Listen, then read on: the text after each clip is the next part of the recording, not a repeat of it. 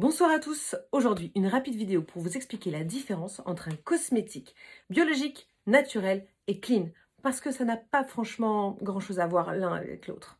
Bref, aujourd'hui un cosmétique par exemple, votre crème de jour biologique, cela signifie que les ingrédients qui la composent sont issus majoritairement de l'agriculture biologique, c'est-à-dire que ce sont principalement des végétaux qui ont poussé dans la terre selon une charte plus ou moins exigeante qui vous assure une très haute qualité.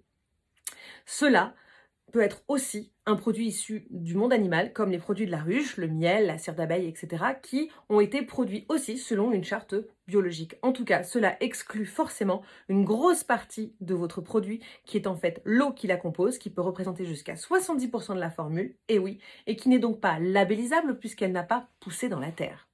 Le naturel, lui, peut être issu ou du végétal, ou du minéral, ou de l'animal. Et oui, le végétal, on l'a vu, ce sont les plantes. Le minéral, ce sont par exemple les micas que vous trouvez dans les poudres à joues ou fards à joues, qui sont issus de la terre. Et le monde animal, on l'a vu, les produits de la ruche, ou bien ce qui donne cette couleur rouge à votre rouge à lèvres, de la cochenille écrasée. Et oui, ce qu'on appelle le carmin.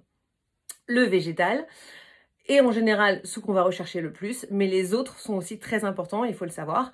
En tout cas, ça ne veut pas dire naturel, labellisé. Enfin, le clean, lui, est quelque chose encore très différent. C'est un terme qui nous vient des États-Unis, car ils ont beaucoup d'ingrédients qui sont utilisés chez les industriels et qui sont interdits en Europe, où nous sommes beaucoup mieux protégés. Le clean signifie donc au départ sans ingrédients controversés, soit potentiellement sans perturbateurs endocriniens.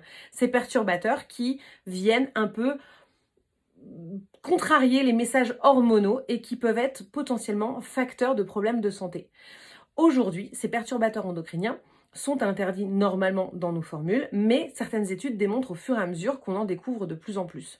Donc, clean signifie sans ces perturbateurs endocriniens, ou en tout cas sans ingrédients douteux, mais aussi sans ingrédients qui sont extrêmement polluants à la fabrication ou qui sont extrêmement polluants dans les rejets une fois que vous êtes démaquillé ou que vous êtes lavé les cheveux dans l'eau.